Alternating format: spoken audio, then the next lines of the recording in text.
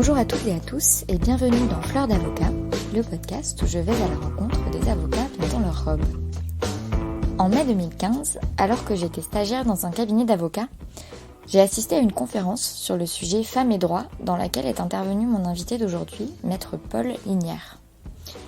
Il a commencé son intervention en exposant qu'à un moment donné, il s'est posé la question de comprendre si oui ou non ces histoires d'inégalité, de discrimination et de conditionnement social relevaient de l'hystérie féminine et qu'il s'était donc renseigné sur le sujet et avait lu Simone de Beauvoir ainsi que d'autres intellectuels féministes pour conclure que, au roulement de tambour, non, les femmes ne sont pas folles et il y a bien un réel problème de société que l'on retrouve évidemment et de façon d'ailleurs amplifiée dans l'avocature.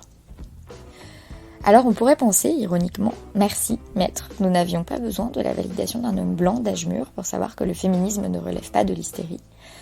Mais personnellement, j'ai adoré cette entrée en matière, provocante et terriblement sincère, à tel point que je m'en souviens encore aujourd'hui. 2 ans et demi plus tard, alors que j'étais collaboratrice, j'ai retrouvé Paul Lignières en introduction du MOOC du barreau de Paris sur le management. Dans sa courte introduction, il parlait de sa propre expérience de coaching et du besoin de formation des avocats sur le sujet.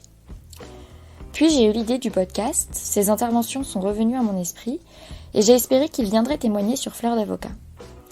Entre nous, je pensais qu'il faudrait que j'attende bien plusieurs mois et tant de relances que j'en risquerais une main courante pour harcèlement pour que cet avocat au barreau de Paris depuis 1993, ex-managing partner de Linklaters, cabinet du fameux Magic Circle, et expert moult fois classé en droit public économique, accepte mon invitation. Eh bien, j'avais tout faux et c'est seulement à mon second email, envoyé après la diffusion du 3e épisode, qu'il a accepté mon invitation avec enthousiasme, ce dont j'ai mis plusieurs jours à m'en remettre, il faut bien le dire. Alors voilà, aujourd'hui j'ai le plaisir de partager avec vous mon échange avec lui. J'étais intimidée et j'ai mis un peu de temps avant de me ressaisir et de l'interviewer comme j'interviewe mes autres invités, enfin j'espère. Et j'espère que vous apprécierez cet épisode. N'oubliez pas également que j'organise un petit verre pour fêter la sortie du 15e épisode jeudi 7 février au bar Le Carly à partir de 20h. J'espère vous y voir. Je n'en dis pas plus et vous souhaite une bonne écoute. Bonjour Paul Lignières. Bonjour. Merci d'être mon invité sur Fleurs d'avocat. Merci à vous de m'avoir invité, je suis très heureux. Alors Paul, si vous le voulez bien, m'expliquer comment et pourquoi vous êtes devenu avocat. J'ai fait ce choix, au milieu du parcours, de mon parcours universitaire. J'ai fait ce choix, je crois que ce qui a guidé mon choix était bien sûr quelques personnes que j'avais rencontrées, mais j'avais rencontré des personnes qui faisaient aussi d'autres métiers. Mais à travers les personnes que j'avais rencontrées, il me semblait que la profession d'avocat était sans doute la profession qui donnait le plus de liberté.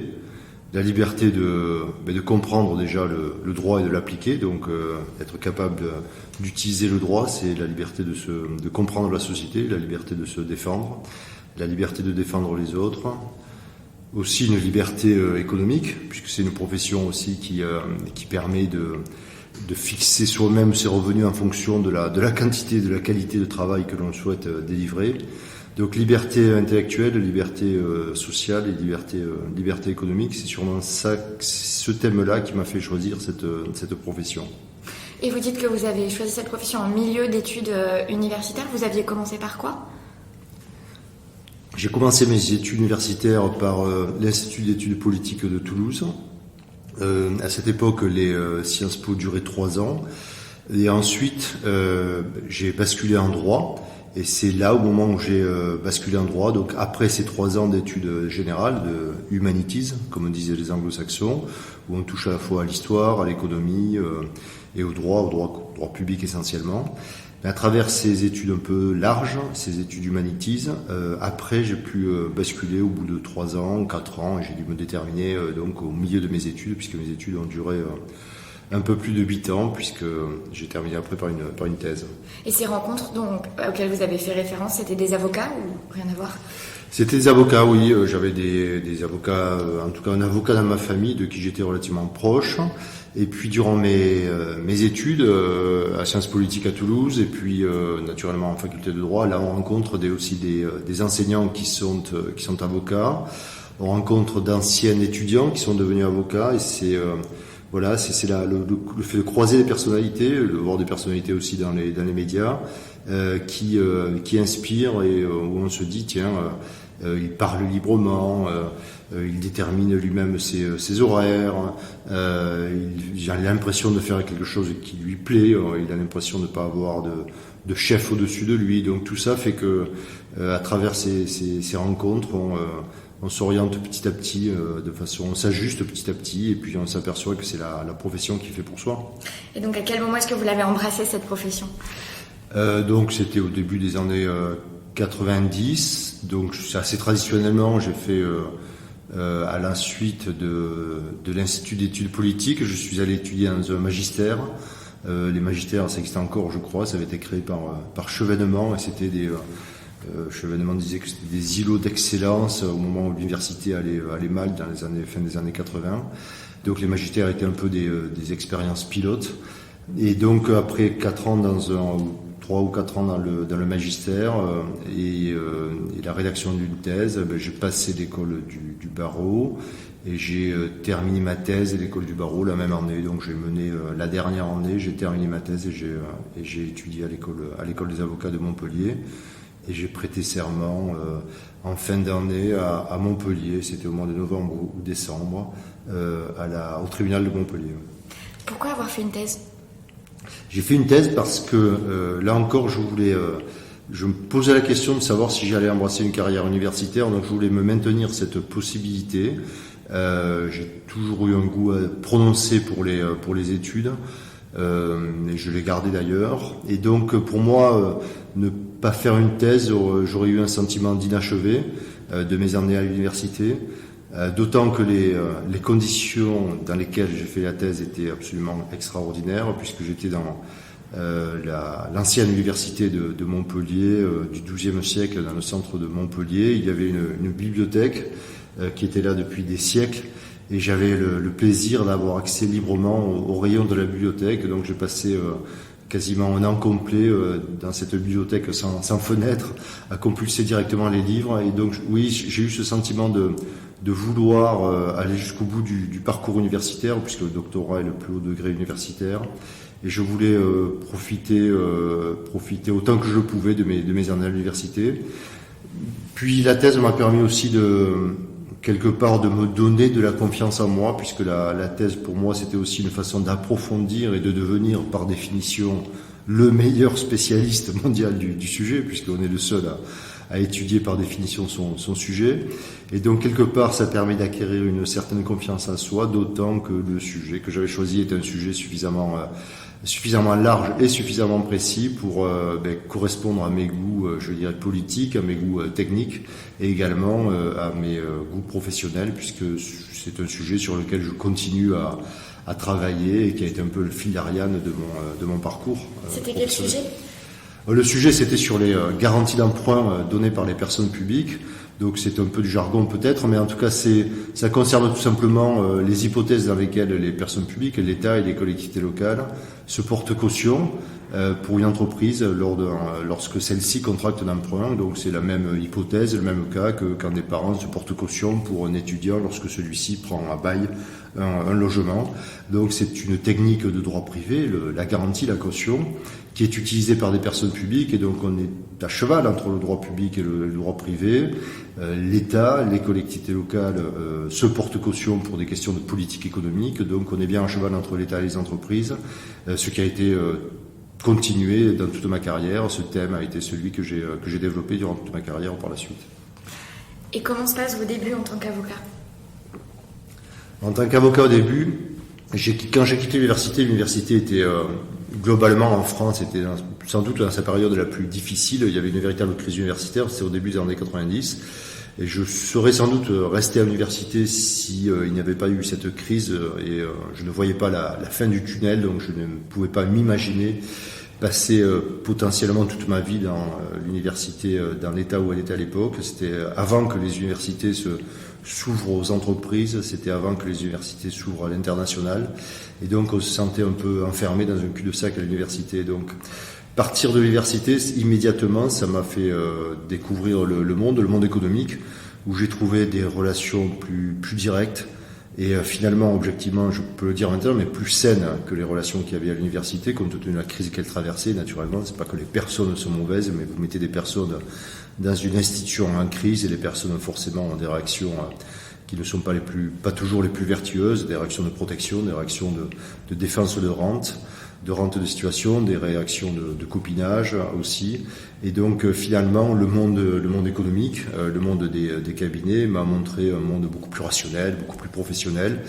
Et j'avoue que après avoir passé cette longue période à l'université, j'ai eu l'impression de retrouver de l'oxygène et du dynamisme et de la motivation dans les cabinets d'avocats. C'est étonnant ce que vous dites, parce que je pense que beaucoup de personnes peuvent avoir un certain a priori, au contraire, que ce genre de réaction, peut-être de contexte humain, social, pas forcément sain, que c'est quelque chose qu'on retrouverait au contraire dans le monde privé. Donc c'est intéressant parce que vous faites complètement le contrepoint de cet a priori-là. J'ai toujours été frappé dans le privé par le fait que les relations humaines sont assez professionnelles. Autrement dit, elles sont assez codées. Dans le secteur privé, on sait pourquoi on est dans une entreprise. On est dans une entreprise d'abord pour la recherche d'un profit. Et à partir de là, on sait à quoi s'en tenir. Et compte tenu de ça, j'allais dire, il y a moins d'affect peut-être dans le métier. Et moi, j'ai toujours dit à mes collaborateurs, j'ai toujours eu beaucoup de plaisir à me dire, j'ai pas forcément besoin d'aimer les personnes avec qui je travaille. On est là pour mettre en œuvre une profession, on est là pour mettre en œuvre un projet de nature professionnelle, et donc on n'est pas forcément obligé de travailler avec des copains. Moi, j'ai toujours une certaine distance, très franchement, avec mes associés. C'est pas une défiance, mais c'est simplement que j'ai pas forcément besoin d'être copain avec l'ensemble de mes associés, avec l'ensemble de mes collaborateurs.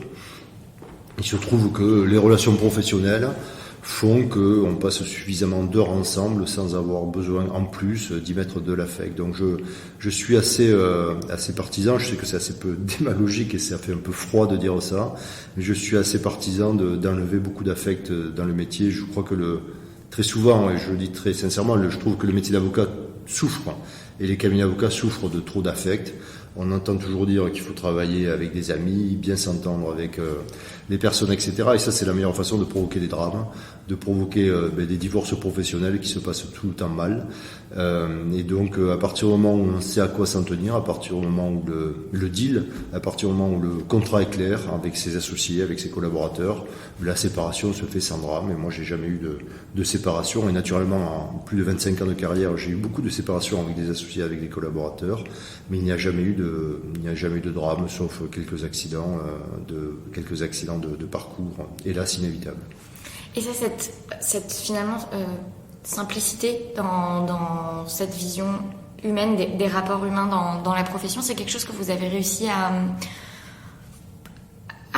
importer dès le début en tant que jeune avocat, c'est-à-dire cette vision qu'on est là pour travailler ensemble et que l'objectif c'est vraiment de servir le client et que le drame qu'on pourrait trouver autour, on le met de côté parce que c'est accessoire.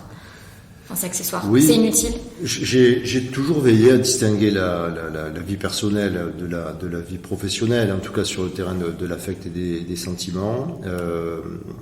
Je crois que je me suis imposé cette rigueur assez tôt.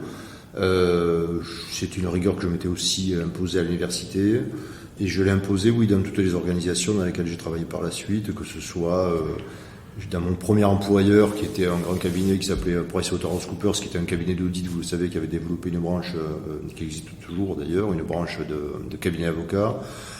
Par la suite, à la Banque mondiale, à Washington, quand j'ai travaillé dans cette grande administration internationale, ou chez Linklaters, j'ai toujours veillé à respecter cette règle. Peut-être que le monde anglo-saxon, puisque j'ai souvent travaillé dans des organisations très marquées par la culture anglo-saxonne, aide à cela. Donc vous commencez chez PwC en tant que jeune avocat. Vous y êtes pendant quelques années avant de partir à la Banque mondiale, où vous montez le département de droit public, si je ne me trompe pas. J'ai l'impression que votre carrière y allait très vite en fait, que vous avez très vite accédé à des postes à responsabilité. Enfin, je me rends pas compte, mais Chez PwC, je suis resté quelques années. Vous savez, dans ces organisations qui sont très méritocratiques, fondamentalement, il y a des grilles de rémunération qui sont assez transparentes et connues par tout le monde et avec des grades à l'intérieur.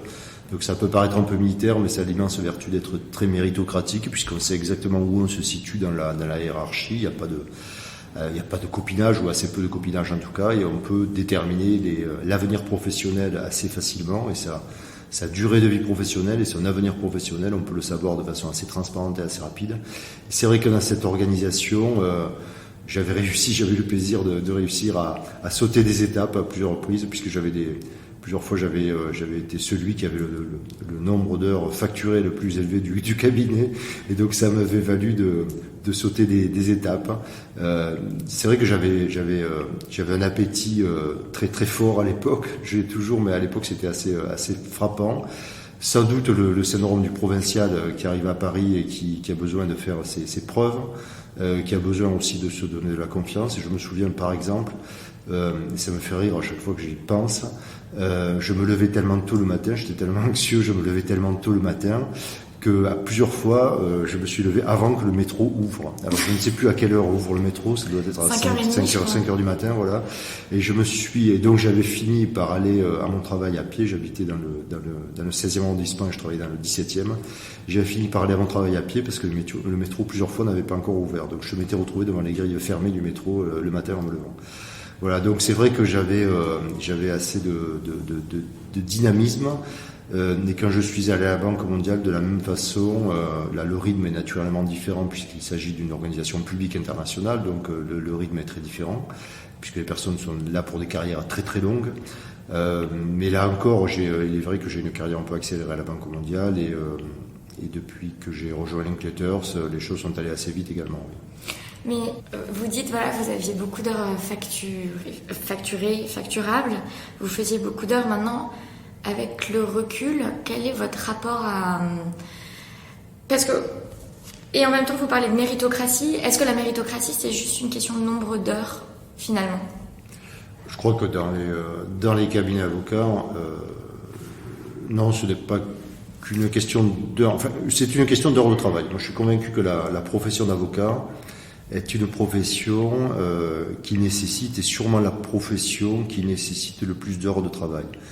Je crois qu'il y a un auteur du XVIIe siècle qui s'appelait Camus et qui disait que pour devenir, j'avais lu ça quand j'étais étudiant dans cette fameuse bibliothèque à Montpellier, qui disait que pour devenir un bon avocat, il fallait travailler plus de 12 heures par jour pendant 10 ans. Et je suis intimement convaincu de ça. Je suis intimement convaincu que c'est une profession, c'est vrai pour toutes les professions libérales, c'est en particulier vrai pour la profession d'avocat. Le nombre d'heures de travail est absolument fondamental. Par exemple, ai-je croisé d'autres professions dans ma carrière dans lesquelles les gens travaillaient autant ? Je crois qu'il y en a deux. Premièrement, les banquiers d'affaires, mais c'est uniquement sur des périodes durant lesquelles ils font des transactions, et ensuite ils ont des périodes creuses qui sont très larges, alors que nous c'est tout le temps, on a tout le temps le pied sur l'accélérateur, donc je crois que par rapport aux banquiers d'affaires, on a un nombre d'heures travaillées qui est considérablement plus élevé. Deuxièmement, les hommes politiques, les hommes et les femmes politiques, mais là encore c'est pendant des périodes, puisqu'il y a les périodes électorales et puis les périodes creuses, notamment l'été. Il y a souvent 2 mois durant lesquels un homme politique une femme politique n'a pas grand chose à faire, à part des maires, mais en tout cas ce sont quand même des métiers dans lesquels ils ont des plages et des périodes en dehors des élections, ou les périodes durant lesquelles ils ne sont pas élus, ça ne dure pas toute une vie à fond. Les cabinets ministériels, mais les cabinets ministériels, là, pour le coup, c'est des horaires qui sont assez comparables aux nôtres, voire même plus élevés, mais par définition, ça dure des périodes très limitées. Ça peut durer 3 ans, 4 ans, 5 ans maximum. Donc voilà, je pense que le métier d'avocat, en France en tout cas, je pense que c'est la même chose en Grande-Bretagne, pays que je connais bien. Le nombre d'heures est fondamental. Donc, pour répondre à votre question, est-ce que travailler beaucoup suffit pour faire un bon avocat ? Non. En tout cas, je ne connais pas de bon avocat qui n'ait pas travaillé beaucoup. Les autres qualités pour devenir avocat sont naturellement des qualités humaines. Des qualités humaines et la qualité du jugement, c'est le QE, le fameux coefficient émotionnel, à la différence du QI, le coefficient intellectuel, le coefficient émotionnel est quelque chose qui est absolument fondamental dans cette profession, et ça, c'est vrai que ça fait partie des qualités intrinsèques à ce métier, et qui permet à l'avocat de comprendre les situations, l'intelligence des situations, l'intelligence des rapports humains, savoir ce que l'autre est prêt à accepter, savoir ce que l'autre est prêt à tolérer, ce qui n'est pas prêt à accepter, ce qui n'est pas prêt à tolérer. C'est vrai que c'est quelque chose qui est absolument clé dans la profession, et d'ailleurs il y a maintenant d'ailleurs beaucoup de prise de conscience de ce sujet, de formation à ce sujet. Vous avez évoqué la Banque mondiale. Comment s'est présentée cette opportunité d'aller travailler à la Banque mondiale ? Alors la Banque mondiale, j'étais extrêmement frustré quand j'ai fait mes études à la fin des années 80 et début des années 90 de ne pas pouvoir aller étudier ailleurs qu'en France. Donc j'ai simplement réussi à passer de la ville de Toulouse à la ville de Montpellier, ce qui est magnifique, qui sont des villes absolument magnifiques et des universités absolument sublimes. Ça fait partie des plus anciennes universités d'Europe et donc des plus anciennes universités du monde, avec une très longue tradition juridique. Donc j'ai une immense fierté d'avoir travaillé et étudié dans ces universités. Ceci dit, j'avais eu toujours la volonté d'aller travailler, étudier en tout cas en Angleterre ou aux États-Unis en particulier, ou au Canada. Et j'ai tout essayé pendant au moins 4 ans d'études, ou même plus, sans doute pendant 5 ans d'études, j'ai tout essayé pour aller étudier. Mais c'était à une époque où Internet n'existait pas, donc j'étais allé même sur place, j'avais fait le tour de certaines universités américaines. Et très honnêtement, à l'époque, si on n'avait pas des relations, si on ne connaissait pas quelqu'un qui avait fait des études équivalentes, il était, en tout cas pour moi, il a été totalement impossible. Il y a peut-être des contre-exemples. Mais en pratique, en règle générale, il était impossible de parvenir à faire des études aux États-Unis ou en Angleterre parce qu'on ne connaissait pas les codes, etc. Et donc j'avais eu cette frustration de ne pas faire des études dans un pays étranger. Et ensuite, quand j'ai commencé à travailler, vous savez, j'ai commencé à travailler en droit public après ma thèse. Donc j'ai fait au début un peu de fiscalité puis droit public. Et le droit public, c'est une matière très nationale. Et donc je me suis dit, je vais m'enfermer dans une carrière très nationale, et puis le monde allait vers la globalisation, vers l'internationalisation, et je commençais à avoir quelques craintes sur mon avenir professionnel, et même je développais une anxiété parce que je me disais, mais tu vas pas comprendre le monde si tu n'as pas accès à l'international. C'est quand même nécessaire d'avoir accès à l'international pour mieux comprendre le monde, et donc je me suis dit, mais que faire pour cela? Donc j'ai eu le plaisir de travailler sur des dossiers internationaux en faisant le droit public, notamment des dossiers de privatisation sur l'Afrique. Et donc j'ai découvert la Banque mondiale, et tous les jours je regardais les annonces que faisait paraître la Banque mondiale, puisque je me suis dit, là ce serait peut-être un moyen de pousser la porte de cette sublime institution. Et un jour j'ai vu une annonce qui proposait 2 ans c'était un système d'échange en fait. Je pouvais moi aller à la Banque mondiale, et puis quelqu'un de la Banque mondiale prenait ma place, et puis après je pouvais y rester. Donc je devais quand même démissionner de mon entreprise. Donc j'ai envoyé un dossier, j'ai passé un oral. Alors j'ai passé un oral par un équivalent de Skype des années 90, je sais plus ce que c'était, une vidéoconférence sans doute. Donc j'y avais en face de moi des personnes totalement différentes des personnes avec qui je travaillais habituellement, donc anglo-saxons, et puis des personnes de couleur. Il y avait des Asiatiques, il y avait des Africains, il y avait des femmes et des hommes, alors que je travaillais dans un milieu qui était essentiellement un milieu d'hommes blancs européens. Naturellement, l'entretien était en anglais. J'avais un anglais qui était, disons, assez approximatif à l'époque. Et puis je cherchais un poste d'économiste. Donc c'était un peu difficile pour moi parce que j'étais avocat. En revanche, j'avais fait Sciences Po, et puis également j'ai travaillé chez PricewaterhouseCoopers, qui s'appelait Cooper Sullivan à l'époque. Et pour un Américain, Cooper Sullivan, c'est avant tout un cabinet d'audit. C'est d'ailleurs le cas aussi pour un Français, mais aux États-Unis, il n'y a pas d'avocat dans ces entreprises-là. Dans le Big Four, il n'y a pas d'avocat. Donc chez Cooper Sullivan, il n'y avait pas d'avocat. Donc les Américains me voyaient comme l'un des leurs. J'avais fait des humanities à Sciences Po, j'avais fait de l'histoire, de la philosophie politique, etc. à Sciences Po, de l'économie. Et puis par ailleurs, ils me voyaient travailler dans un cabinet d'audit. Donc ils se disaient, il a un profil absolument, ça fait partie des économistes habituels que l'on recrute, que l'on forme à la Banque mondiale. Donc de ce point de vue-là, du point de vue des études, j'allais dire sur ce très léger malentendu, un peu volontaire de part et d'autre, je pense, mais sur ce très léger malentendu, ils ont oublié que j'étais avocat, ils ont oublié que j'étais juriste. Et puis l'entretien s'est finalement bien passé. Je ne sais pas pourquoi d'ailleurs. À nouveau, ça a dû être un miracle. Et suite à ça, j'ai rempli le dossier, toutes les formalités nécessaires pour entrer dans cette organisation, qui sont très compliquées parce qu'il s'agit d'une nation qui est à la fois la Banque mondiale et qui fait partie des Nations Unies. Donc le nombre de papiers, de visites médicales, de visas, etc. pour y parvenir est absolument considérable. Et donc j'ai démissionné de mon poste chez Cooper Silly Brandt et je suis parti au mois d'août pour commencer en septembre à Washington. Donc en fait, est-ce que vous avez volontairement surfé sur cette ambiguïté? Vous étiez conscient du biais de regard qu'il pouvait avoir du fait du statut de PwC aux États-Unis? Bon, oui, clairement, puisque quand en fait, j'ai pas menti, mais le verre était à moitié plein ou le verre était à moitié vide. Ouais. J'ai présenté le verre à moitié plein, très clairement. Donc, si j'avais présenté mon visage de docteur en droit, d'étudiant en droit, d'avocat, ça ne serait pas passé. Mais en revanche, tout ce que je dis restait vrai. Il est vrai que j'avais fait Sciences Po, il est vrai que ça avait été quasiment la moitié de mes études, il est vrai que ma thèse portait également sur des sujets de politique économique. Il est vrai que ma profession était s'exercer dans un cabinet d'audit et que je faisais une profession de conseil, donc tout ce que j'ai dit était vrai, mais j'avais bien conscience que, y compris de leur part, ils n'ont absolument pas creusé le sujet avocat, etc. Donc j'ai été recruté finalement à un poste qui requiert habituellement des compétences d'économiste. Et avant de vous demander comment ça s'est passé à la Banque mondiale, j'ai quand même une curiosité parce que vous dites que vous regardiez les offres de la Banque mondiale, vous aviez découvert cette institution. Pourquoi un tel intérêt pour la Banque mondiale en particulier? Alors parce que j'avais travaillé sur des privatisations en Afrique et j'avais eu la première fois que j'étais assez jeune, j'avais 3 ans, 4 ans d'expérience, et la première fois que j'ai pris l'avion à la demande d'un client pour me rendre en Afrique, je me suis dit waouh, ça a été honnêtement un très grand moment pour moi. Je me suis dit, tu te rends compte, tu as un client qui est prêt à te payer un déplacement en avion alors que tu as 3 4 ans d'expérience, je ne sais plus, pour aller c'était au Cameroun, mon premier voyage, pour aller si loin.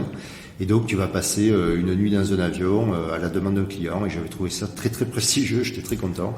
Et ce client, c'était la Banque mondiale en fait. Je me suis dit, en plus, pour une organisation comme ça, qui est peuplée de PhD et d'intellectuels du monde entier, j'avais trouvé ça très prestigieux. Ensuite, quand j'avais travaillé pour ce client, j'avais rencontré les personnes de la Banque mondiale.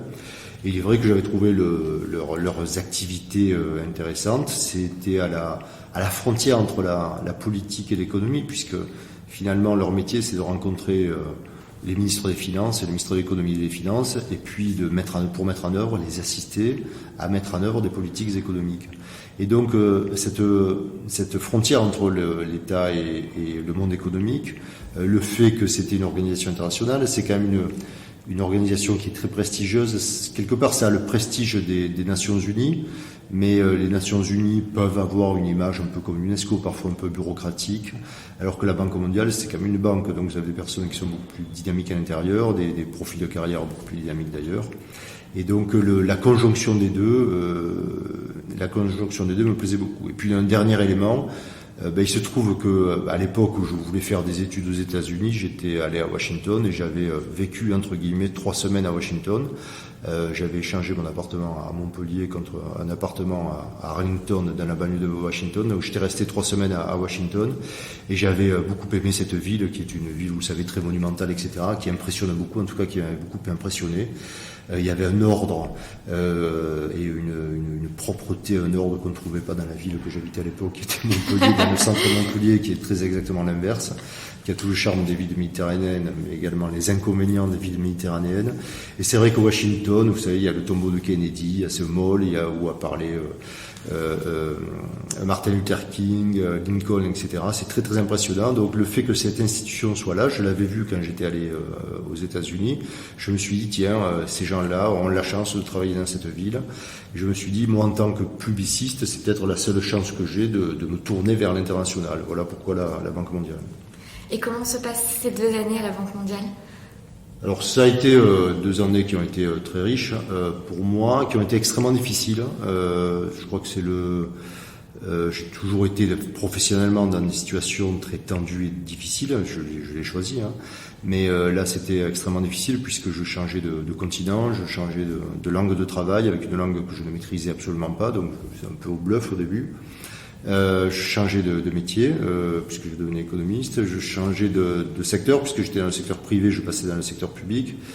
Comme je vous l'ai dit, j'étais dans un milieu essentiellement, dans les années 90, il n'y avait que des hommes européens et blancs, et là je me retrouvais dans un monde d'hommes et de femmes. D'ailleurs la première réunion à laquelle j'ai assisté, je me souviens, il y avait une cubaine, une PhD cubaine, professeure d'université, une jeune femme qui venait des Antilles, une troisième qui venait d'Europe de l'Est et une chinoise. Je me suis retrouvé dans cette réunion et là je me suis dit mais en fait j'étais sur la planète Mars. Par rapport au milieu que j'avais quitté, je me retrouvais entouré de Martiens pour moi. C'était un milieu que je n'avais jamais vu ni fréquenté.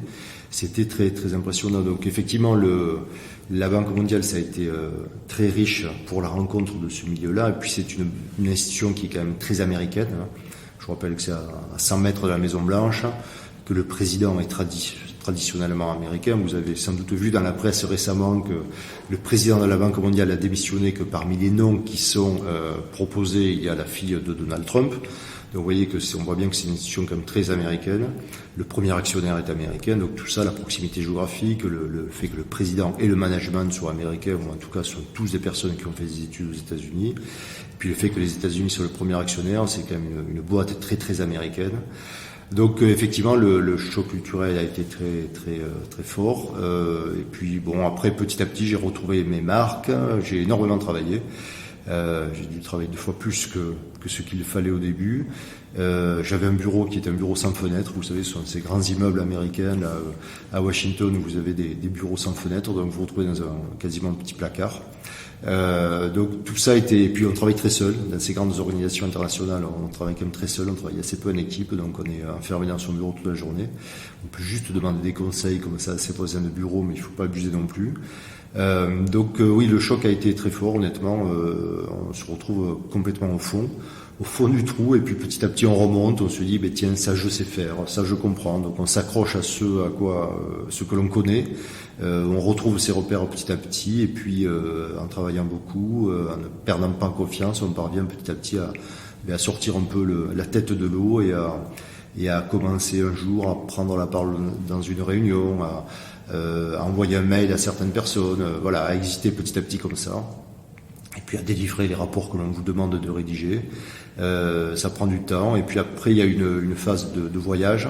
Donc il y a des voyages qui étaient à l'époque extrêmement pénibles, puisqu'on allait, moi je travaillais sur les zones en reconstruction après les conflits et les pays corrompus. Donc c'était la Guinée-Bissau qui venait de subir une guerre, c'était le Cameroun qui était le pays le plus classé par Transparency International comme étant le pays le plus corrompu du monde à l'époque, et c'était le Rwanda, en 99, c'est-à-dire 5 ans après le génocide, où on se retrouve donc dans ces pays en tant que représentant de la Banque mondiale sur des sujets extrêmement délicats, dans des situations difficiles. Parfois il n'y avait pas d'électricité en Guinée-Bissau par exemple, il n'y avait pas d'électricité pendant plusieurs jours.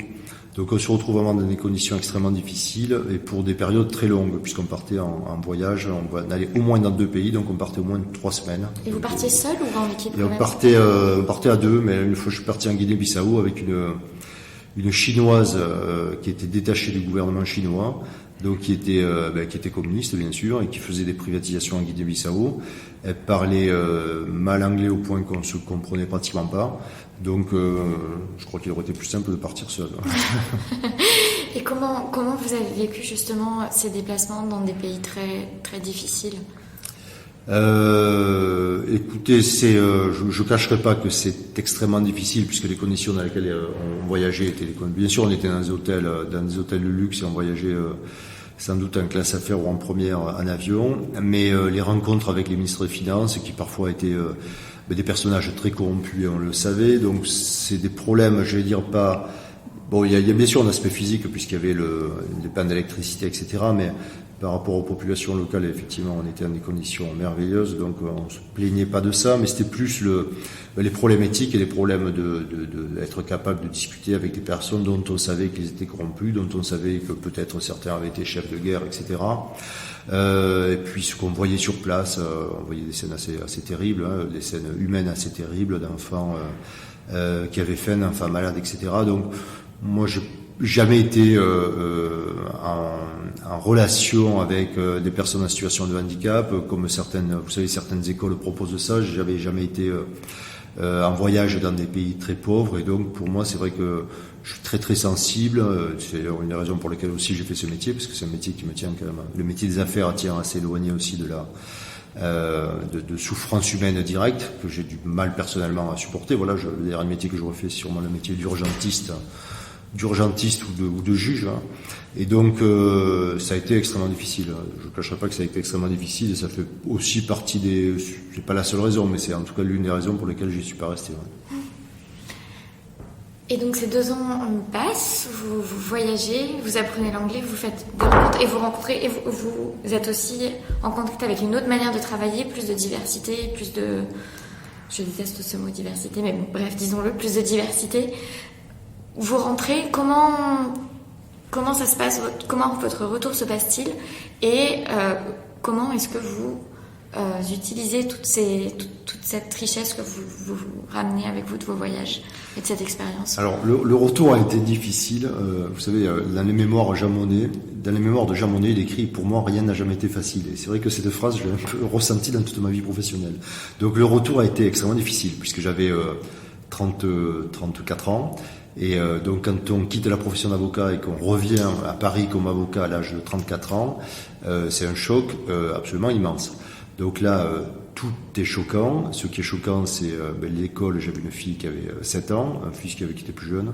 Mais pour ma fille qui avait 7 ans, quand elle a quitté l'école de Washington et qu'elle s'est retrouvée à une école parisienne, un peu surpeuplée, avec tous les inconvénients que l'on connaît de Paris, ça a été un choc terrible pour elle. Pareil pour mon fils, les crèches, etc. Bon, on n'avait pas les facilités qu'on connaissait à Washington. Donc là, il y a eu un choc absolument terrible, très très difficile à vivre en fait, le retour à Paris. Après, on s'y habitue, mais il faut quand même quasiment 2 ans pour s'en remettre. Ensuite, en plus, j'avais pas des conditions économiques très favorables, donc c'est d'autant plus difficile.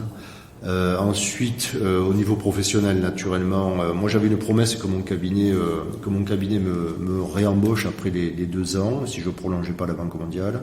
En contrepartie de quoi, je m'engageais à revenir dans ce cabinet. Et donc, le cabinet devait me garder 2 ans. Et moi, je devais rester 2 ans dans le cabinet. Donc, on avait cette promesse réciproque. Puisqu'en partant, naturellement, j'avais laissé un vide puisque j'avais créé un département de droit public. Donc, quand je suis revenu, naturellement, la place avait été occupée par d'autres personnes. Et ça, c'est un peu difficile, naturellement, de revenir et trouver sa place occupée. Et donc c'est une période extrêmement difficile où il faut refaire sa place, voilà. Donc là, il faut savoir se battre, hein, il faut savoir se défendre. Donc ça prend beaucoup d'énergie, beaucoup de temps. Donc le retour, ça a sûrement été la période la plus difficile de ma vie, le retour à Paris, je pense. Vous avez senti un besoin de vous battre, vraiment? Ah oui, là j'ai ressenti se battre, je pèse mes mots, c'est se battre, on avait l'impression, vous savez, parfois dans la profession, moi j'ai très souvent eu l'impression d'être sur un ring de boxe, hein, je veux être très clair, donc là c'était le cas, oui. C'était les souffrances n'étaient pas simplement morales, elles étaient aussi physiques, c'est-à-dire qu'il y avait tellement d'heures de travail que ça procure des souffrances physiques, donc ça oui, j'ai ressenti ça, oui. Moi, j'ai du mal à comprendre comment on peut tenir ça, en fait. Ah, comment on peut tenir ça? En fait, on peut le tenir quand on se bat pour quelque chose. Moi, j'avais été extrêmement déterminé. Je le faisais pas pour gagner de l'argent. Je le faisais pas simplement pour le plaisir du métier ou parce qu'il fallait le faire. J'étais extrêmement déterminé. Moi, j'ai considéré que mes métiers successifs étaient des missions. Et quand on le fait en pensant qu'on a une mission à accomplir, on le fait avec non pas avec plaisir, mais avec le goût du devoir, et on sait pourquoi on le fait. Donc finalement, quand on est vraiment engagé dans sa profession pour des raisons particulières, vous savez, on reprochera jamais à un avocat spécialisé en droit pénal d'aller voir son client à Fleury-Mérogis un dimanche matin. On reprochera jamais à un militaire de quitter sa famille pendant des semaines pour partir en bateau. On reprochera jamais à un militaire de pas voir naître ses enfants parce qu'il est en mission. Donc, on peut avoir des missions, y compris dans le monde économique. Je pense que le monde économique peut être un monde dans lequel on est aussi engagé que le sont les professions que j'ai citées là. Et vous, votre mission, en l'occurrence, votre engagement, c'était quoi ? Moi, j'ai toujours été dans mes études et dans mes choix d'études, et dès mon premier choix d'études, j'ai toujours été beaucoup intéressé, j'allais dire, par la politique au sens large, c'est-à-dire par l'intérêt commun au sens large. Donc j'avais fait beaucoup de politique quand j'étais étudiant. Ensuite, les Sciences Po, c'était pas innocent, ça allait exactement dans cette direction-là. Le droit, c'était pour moi la façon de mieux comprendre, comme je vous le disais, la société. La Banque mondiale, c'était une façon de mieux comprendre l'international. Et en allant à la Banque mondiale, il y avait aussi une démarche À l'époque, on disait tiers-mondiste, c'est-à-dire, oui, je voulais aider les pauvres essentiellement en Afrique. Donc c'est aussi des images de famine qui m'avaient frappé dans les années, fin des années 70 et début des années 80.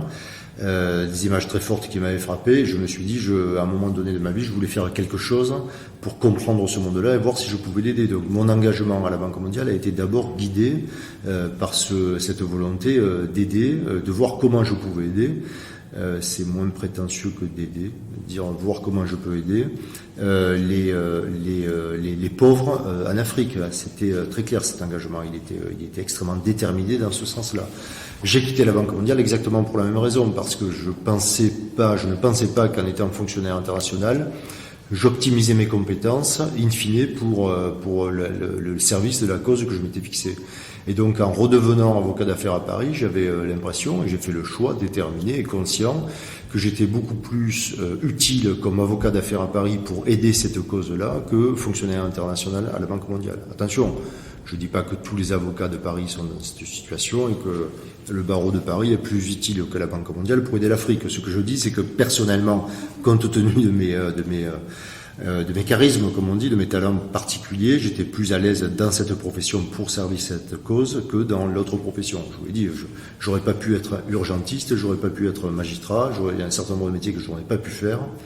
En revanche, le métier d'avocat et le monde de l'économie est un monde entre l'économie et la politique est un monde qui m'intéresse beaucoup, qui me plaît beaucoup, et donc à partir du moment où on a cette passion-là, où on a ce goût de la mission et on se sent investi d'une mission, oui, on est prêt à accepter des souffrances équivalentes à celles des métiers que j'ai cités, que ce soit l'avocat pénaliste qui va voir son client Fleury-Mérogis, le médecin qui opère toute une nuit, ou le soldat qui va se battre sur un front à l'étranger. Donc je pense que en étant avocat d'affaires, on peut être aussi engagé que ces métiers-là. Oui. Mais en fait, je ne doute pas de la possibilité d'être aussi engagé. Moi, ce qui m'interpelle, mais c'est des sensibilités différentes, mais c'est que un médecin urgentiste qui va opérer pendant toute une nuit, l'opération d'elle-même, elle est inhérente, cette difficulté-là, elle est inhérente à son métier. À quel point est-ce que se battre des souffrances physiques et morales en tant qu'avocat, c'est une question, et c'est sûrement aussi une question de génération, est-ce que c'est inhérent au métier d'avocat d'affaires? Et c'est ça qui m'interpelle, et c'est là où ma prochaine question, quelque part, c'est en vous levant le matin pour être avocat d'affaires, alors que c'est pas forcément évident pour un avocat d'affaires de se vivre avec cette vision d'engagement et de vouloir servir une cause quasi humanitaire à travers son métier. Comment est-ce que vous avez fait le lien avec cette activité et cet engagement dans ce milieu dans lequel vous étiez? Sur non, enfin je réponds à la question, non, on peut faire le métier d'avocat d'affaires sans souffrance. Il y aura toujours quelques souffrances professionnelles à un moment donné, comme dans tous les métiers naturellement, mais globalement, on peut faire ce métier d'avocat d'affaires sans souffrance morale, sans souffrance physique. Donc c'est parce que je l'ai choisi. Ce n'est qu'un témoignage et ce n'est qu'un choix de vie que j'ai fait, attention. Tout à fait, tout est très personnel. Voilà, je n'étais pas obligé de partir à l'âge de 32 ans, casser ma carrière à l'âge de 32 ans, il faut être un peu maso pour faire ça. Pour partir 2 ans à la Banque mondiale et revenir à 34 ans, c'est le pire moment, c'est à l'époque où les avocats deviennent d'habitude associés. Donc là, je recommençais en bas de la pyramide. Donc je me suis mis dans des situations où il y avait inévitablement des souffrances professionnelles, où il y avait effectivement des difficultés professionnelles qui se traduisent par des souffrances. Comme un sportif de haut niveau d'ailleurs, vous savez, il n'y a pas une personne qui a eu une médaille d'or aux Jeux Olympiques sans souffrance au moment de l'entraînement. Donc je me suis mis volontairement dans ces situations. Donc c'est absolument pas inhérent à la profession d'avocat d'affaires, c'est un choix. Et ce que je me dis, c'est que est-il normal de souffrir dans son métier? Je dis oui, pour certaines causes, il est normal de souffrir dans son métier. Et ce que je dis, c'est que ces souffrances peuvent être, quel que soit le métier que l'on choisit. Ça peut être un professeur, oui, à un moment donné, pour aller jusqu'au bout de sa mission, il travaille beaucoup plus que les autres, et donc ça procure des souffrances. Ça peut être un écrivain, enfin, regardez le nombre d'artistes qui souffrent, c'est pas nouveau. Ça peut être une personne politique, un homme ou une femme politique. Oui, pour faire une campagne électorale, c'est un marathon qui procure des souffrances, y compris des souffrances physiques, il faut pas le nier. Donc je pense qu'il faut pas nier ces souffrances-là. Il faut pas les vénérer, il faut pas les contempler. Ce sont des mots qui sont nécessaires pour surmonter certains obstacles et aller jusqu'au bout de sa vocation. Je pense que je serais hypocrite que de dire on ne parvient pas moi je ne serais pas parvenu à faire ce que j'ai fait compte tenu de mes choix et de mes volontés, mes choix éthiques, mes choix politiques, mes choix spirituels. Jamais je ne serais parvenu à faire ce que j'avais fait sans passer par des périodes effectivement de douleur. L'accouchement d'une thèse est une période extrêmement difficile, surtout quand on l'a fait dans des délais assez brefs comme moi. Oui, la dernière année de thèse, par exemple, je n'ai fait que ça pendant 11 mois. Je suis resté enfermé chez moi et dans la bibliothèque de Montpellier pour finaliser ma thèse. Je ne faisais que ça. Donc, effectivement, faire ça pendant 11 mois, honnêtement, c'est très extrême. Et à la fin des 11 mois, on a l'impression un peu de perdre la tête et de devenir fou. Donc oui, à un moment donné, il faut faire ses choix. Donc c'est des choix temporaires, c'est des choix qui sont au service d'une cause, c'est des choix qui se font avec sa famille, c'est des choix qui sont encadrés, c'est des choix qui sont pas totalement extrémistes non plus, il faut pas exagérer.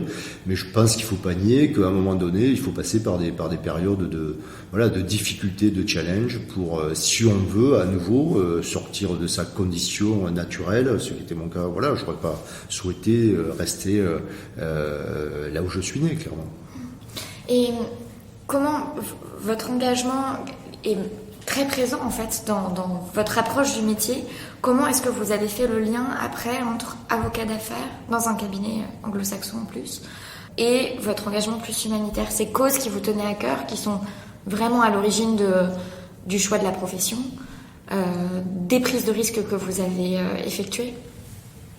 Alors, la première chose, c'est que le métier d'avocat d'affaires, la façon dont je l'exerce en tout cas dans ce cabinet, compte tenu de ma spécialité aussi, qui est le droit de public des affaires, me permet d'être au cœur.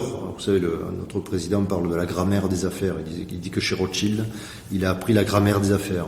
Et c'est vrai que moi, ça me permet de comprendre un peu la grammaire de l'économie et la grammaire des affaires, donc au niveau international et au niveau national. C'est vrai que je suis dans un poste d'observation, et c'était le cas à la Banque mondiale également, je suis dans un poste d'observation qui permet de tout comprendre dans ce qui m'intéresse. Et j'ai la chance d'être premièrement passionné par ces sujets de politique et d'économie, de lien entre la politique et l'économie, et deuxièmement, c'est vraiment le fil Ariane de tout ce que j'ai fait dans ma carrière, et deuxièmement, j'ai la chance d'être dans un cabinet qui me permet d'être au meilleur poste d'observation pour observer toutes les affaires qui m'intéressent. Autrement dit, c'est comme un pénaliste, certains pénalistes ont la chance de travailler sur toutes les affaires qui les intéressent. On en connaît un certain nombre. Moi, j'ai la chance de faire exactement la même chose dans ma spécialité. Donc ça, c'est formidable.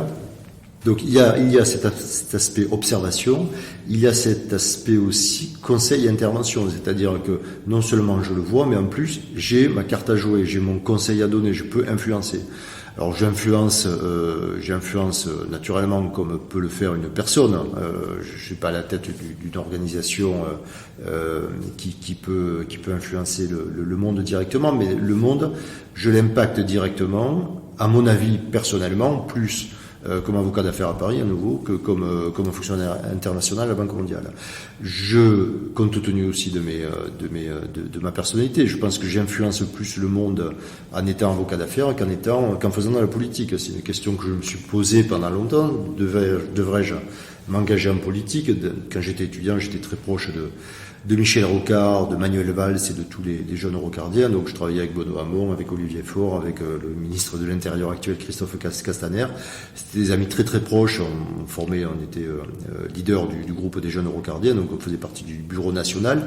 Donc tous mes amis se sont engagés en politique et sont restés en politique. Je suis le seul à avoir quitté la politique dans ce groupe-là. Mais je suis fidèle à ces idéaux et je pense que là où je suis, j'ai eu plus d'influence que tous ces gens-là. Alors peut-être pas comme Manuel Valls et encore à terme, je sais pas. Vous voyez, donc je pense très objectivement que j'ai eu une influence comparable ou en tout cas parfois supérieure à celle que eux ont eu. Donc je pense qu'on peut, en étant avocat d'affaires, un avocat d'affaires engagé, bien sûr, avocat d'affaires après ça dépend ce qu'on fait, ça dépend dans quelles conditions on le fait, mais quand on est avocat d'affaires engagé, je pense qu'on peut avoir une influence considérable. Et comment vous faites justement? Est-ce que vous avez un dossier par exemple en tête où vous avez matérialiser, je suppose que beaucoup de dossiers, mais comment vous matérialisez ça? Si vous avez un exemple de cette influence, comment vous l'exercez? Écoutez, je peux citer deux exemples. Premier exemple, c'est un dossier en Nouvelle-Calédonie où on a eu des menaces de guerre. Donc oui, je pense que mon intervention, alors je ne sais pas ce qui se serait passé si je n'étais pas intervenu, on ne sait jamais, mais je pense avoir fait partie de ceux, ou je suis peut-être celui qui a évité une résurgence de violence très forte et éventuellement de mort en Nouvelle-Calédonie, à propos d'un dossier minier, parce que j'avais fait intervenir Michel Rocard, qui était retraité d'ailleurs. C'était il y a à peu près 10 ans de ça. Il était intervenu auprès du Premier ministre de l'époque, François Fillon, pour éviter des drames en Nouvelle-Calédonie. Donc j'étais allé tirer la manche de Michel Rocard, que je n'avais pas vu depuis plus de 10 ans. Et je l'avais, puisque Michel Rocard avait été le pacificateur de la Nouvelle-Calédonie. Et une intervention très, très forte de ma part auprès de lui et auprès de l'État français, de Sarkozy et de Fillon. Voilà. Je pense, a permis d'éviter de potentielles violences, de potentielles morts dans ce pays. Donc ça, c'est effectivement, un avocat d'affaires peut ne pas faire ça. Quand on en arrive à ce niveau d'engagement, effectivement, on prend le risque de se fâcher avec l'État. Moi, j'ai été convoqué à l'Élysée. À l'Élysée, on m'a dit qu'il fallait pas faire un certain nombre de choses que j'étais en train de faire, etc. Je leur ai dit que j'allais continuer à le faire. Et c'est vrai qu'être convoqué à l'Élysée au début du quinquennat de Sarkozy, franchement, je ne dis pas que ça fait peur, mais c'est pas rassurant non plus, honnêtement. C'est pas rassurant pour sa carrière, c'est pas rassurant pour ses relations. C'était à l'époque où le pouvoir central était en toute puissance et honnêtement, c'est pas rassurant du tout. J'étais un peu isolé, j'étais d'ailleurs très seul à faire ça. On a un soutien très relatif dans ces cas-là, de son entourage professionnel en tout cas. Donc voilà un exemple. Un autre exemple, je suis un des partisans, un des artisans de la protection, de la défense et de la mise en œuvre d'un droit visant à protéger l'industrie française et donc contre le libre-échange et contre les acquisitions par des étrangers d'industrie française. J'ai beaucoup poussé depuis que je suis à la Banque mondiale sur ce sujet et naturellement quand on est avocat d'affaires au service de clients internationaux, quand on soutient ces thèses-là, c'est très contre-intuitif et donc on est d'autant plus écouté et effectivement les articles que j'ai écrits, les prises de position que j'ai eues ont fait partie de ceux qui ont influencé et qui ont permis la mise en œuvre en France d'un droit qui facilite le contrôle des investissements étrangers, qui évite une accaparation par des étrangers des pépites industrielles françaises. Donc voilà, je pense qu'on peut avoir, et d'autres sujets relatifs à la corruption sur l'Afrique que je pourrais citer, donc on peut avoir effectivement dans les dossiers, puisqu'après il n'y a pas que les dossiers aussi, hein, il y a le management, il y a la formation, oui, on va en parler après, il y a les prises de parole, mais en tout cas dans les dossiers on peut avoir une influence significative. Et puis il y a tous les dossiers que je refusais de traiter parce que je considérais que éthiquement je refusais de m'engager dans ce type de dossier. Donc vous aviez vraiment une ligne intellectuelle et éthique très définie en fait, qui a guidé, que vous avez affirmé, que vous avez soutenu. Parfois avec beaucoup de courage, manifestement. Très clairement, vous savez, quand on fait les timesheets dans les cabinets avocats chez nous, on a des périodes de temps.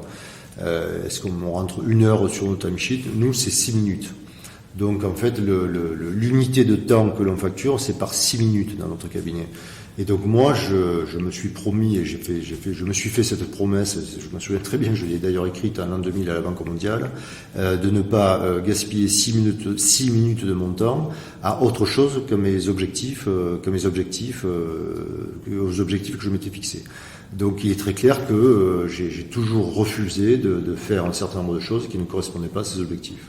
Et chacune des 6 minutes de mon activité professionnelle, je fais en sorte qu'elle soit effectivement consacrée à cet objectif et pas à autre chose. Vous faites ces 2 ans chez PwC en rentrant et ensuite vous intégrez Linklaters, donc chez qui vous êtes depuis, et qui a manifestement été une belle aventure professionnelle. Qu'est-ce qui a motivé votre intégration chez Linklaters? Ce qui a motivé mon intégration, c'est que avant de partir à la Banque mondiale, j'avais une proposition d'être recruté comme associé chez Clifford Chance. Et Clifford Chance, donc c'était en 98, je crois, ou 99. Clifford Chance m'avait dit, le patron de Clifford Chance, c'était un Anglais qui avait fondé ce cabinet à Paris, qui était très connu en financement de projets. Et il m'avait appelé, donc je me suis dit waouh, je suis très honoré, et j'avais vu 2 fois. Et il m'avait dit voilà, on crée un département de droit public pour développer le financement de projets en France, et on a besoin d'un publiciste, et vous avez bien les qualités pour ça, pour telle et telle raison, parce que je m'étais fait connaître par des publications et certains dossiers. Et à un moment donné, je lui ai dit mais écoute, je suis chez PricewaterhouseCoopers ou CooperSilbrand à l'époque. Je lui ai dit c'est quand même la plus grande organisation. C'était PricewaterhouseCoopers, je pensais toujours la plus grande organisation mondiale de prestation de services. C'est la première entreprise mondiale de prestation de services. Je leur dis en plus c'est pluridisciplinaire, je peux travailler avec des consultants, avec des auditeurs, avec des personnes du chiffre, avec des consultants en stratégie. C'est très gros, donc j'ai accès à des bases de données gigantesques. Et puis, qu'est-ce que je vais aller faire dans cette espèce de PME qui est Clifford Chance, qui a une taille 10 fois inférieure à PricewaterhouseCoopers, qu'avec des avocats, donc assez triqués, assez narrow-minded, alors que là, j'ai le monde entier présent dans tous les pays, alors que vous n'êtes présent que dans 20 ou 30 pays. PricewaterhouseCoopers est présent dans 150 pays. Etc. Je lui dis, écoutez, est-ce que je peux m'enfermer dans une espèce de monde réduit et étriqué comme ça? Et alors il m'avait dit, oui, mais nous sommes Alors je lui ai dit, mais quels sont vos arguments? Et il m'avait dit cet argument très fier de lui, il m'avait dit, mais nous sommes le premier cabinet d'avocats mondial. Et alors là, ça me fait pchit pour moi, parce que c'était un argument qui me faisait absolument pas vibrer. Et alors quand il m'a fait cette réponse, je me suis dit, si son seul argument, c'est de venir associé dans le premier cabinet d'avocats du monde, c'est vraiment pas la vie qui m'intéresse, donc j'avais répondu non, et j'avais choisi la Banque mondiale, plutôt que d'aller chez Clifford à l'époque. Donc vous avez renoncé aux sirènes de chez Clifford en tant qu'associé pour aller recommencer de zéro à la Banque mondiale. À la Banque mondiale, mais c'était quand même aussi enthousiasmant, parce que travailler chez Clifford quand on a 32 ans, ou travailler à Washington à la Banque mondiale, c'est vrai que c'était plus excitant pour moi, plus enthousiasmant d'aller à la Banque mondiale.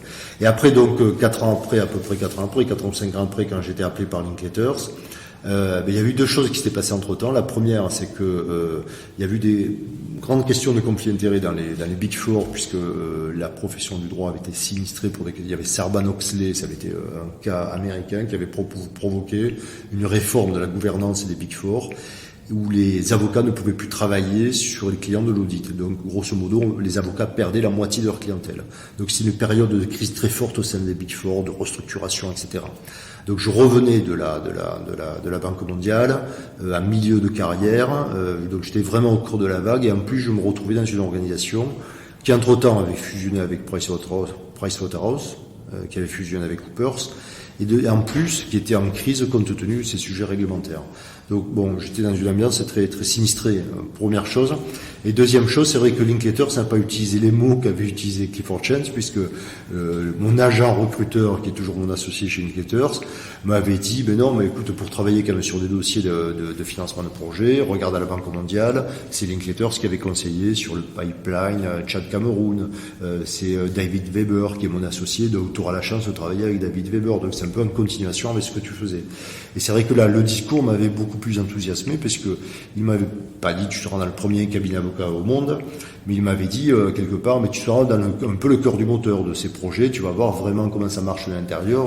En tant que technicien du droit, au projet, quoi, à ce que vous alliez pouvoir faire personnellement. Au projet, à ce qu'on faisait, au projet, et c'était vraiment au dossier et au projet, et plus qu'à l'organisation dont il m'avait assez peu parlé finalement.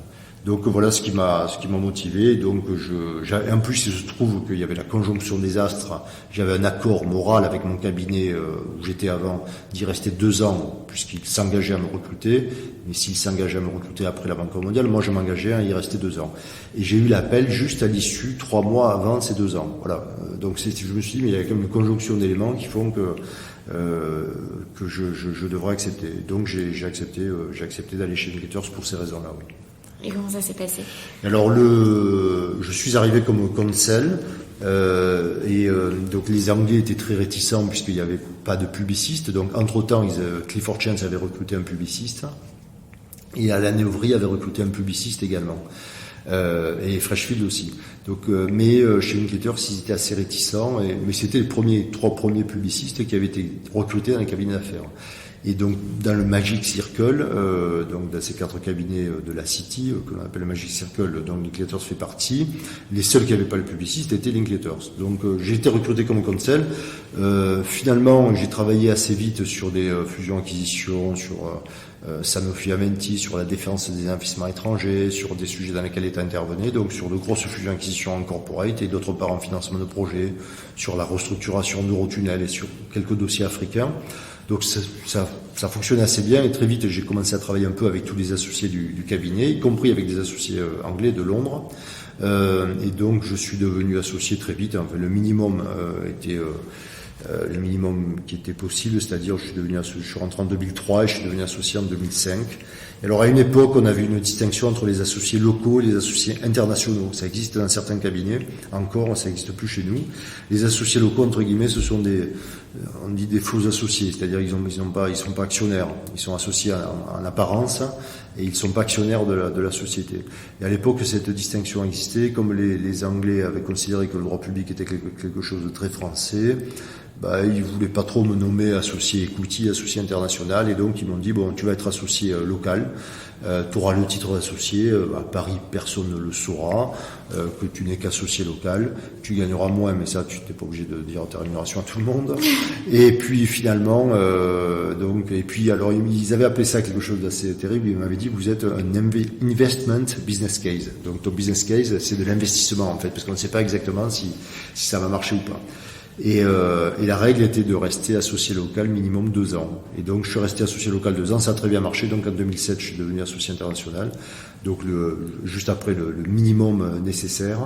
Et puis après ça a très bien marché puisque j'ai été nommé managing partner du cabinet en 2010. Donc c'était allé assez vite, 2003, 2005, 2007, 2010. C'était allé assez vite. Ce que je comprends, c'est qu'en fait vous avez réussi à travailler en équipe avec tous les autres départements et apporter votre expertise de droit public et votre connaissance du secteur privé pour faire de la plus-value et montrer qu'en fait en tant que publiciste vous avez tout à fait votre place. Ouais, c'était un grand plaisir professionnel parce que effectivement moi j'aime beaucoup, je n'aime que travailler en équipe en vérité et travailler avec des personnes différentes. J'adore la différence. Alors vous parliez du terme diversité, c'est vrai que ça fait partie de mes grands plaisirs professionnels de travailler dans un monde de diversité professionnelle, de techniques, de profils, un monde mixte à tous les niveaux. Et effectivement, ce cabinet, pour ça, c'est absolument extraordinaire, puisque j'ai retrouvé un peu l'ambiance de la Banque mondiale, où il y avait un monde quand même très, très diversifié.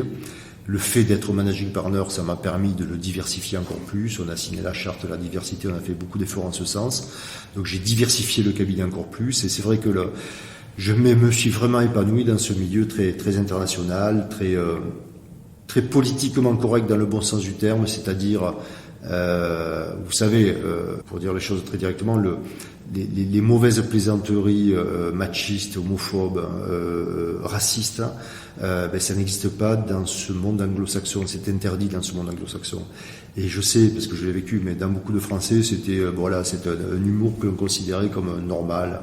Et c'est vrai que c'est quelque chose qui me pèse beaucoup, que je déteste vraiment. Et le fait d'être dans un cabinet qui était policé sur ces sujets-là, qui était civilisé sur ces sujets-là, ça me permettait de respirer un air que j'appréciais. Et donc ça m'a dynamisé, ça m'a fait beaucoup plaisir. Et c'est vrai que j'ai eu beaucoup de plaisir à travailler dans ce monde très divers. J'ai travaillé avec tous les associés, comme vous le disiez, parce que le droit public, on en retrouve en France finalement un peu partout. Pourquoi ? Parce que l'État est présent un peu partout dans l'économie, donc le droit public suit l'État. On en retrouve dans les financements de projets, dans les énergies renouvelables, on en retrouve dans la transition énergétique, on en retrouve sur les missions à l'étranger, à l'Afrique, puisque l'État aide les entreprises françaises à y aller, on les retrouve dans les fusions-acquisitions, dans les privatisations, dans les fusions-acquisitions dès que c'est stratégique, dans le secteur de la santé, dans le secteur de l'énergie, des infrastructures.